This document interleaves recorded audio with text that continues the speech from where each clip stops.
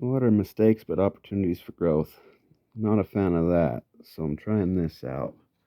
Made a little stand right here that I can just chisel off afterwards. That'll keep me stable while I take out the rest of this.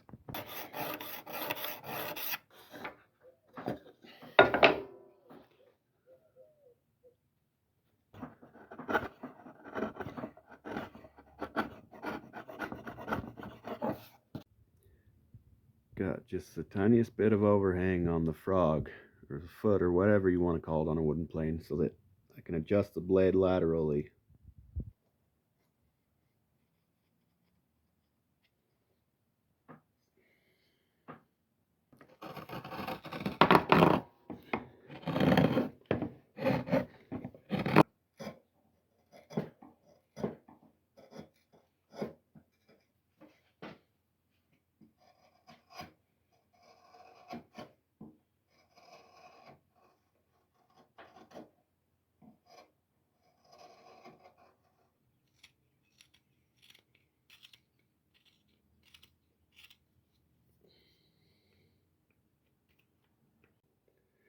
Thought I'd explain this handle real quick because I've never really seen one like this. Not that it's anything that crazy or special, but it's kind of a little nub that comes up.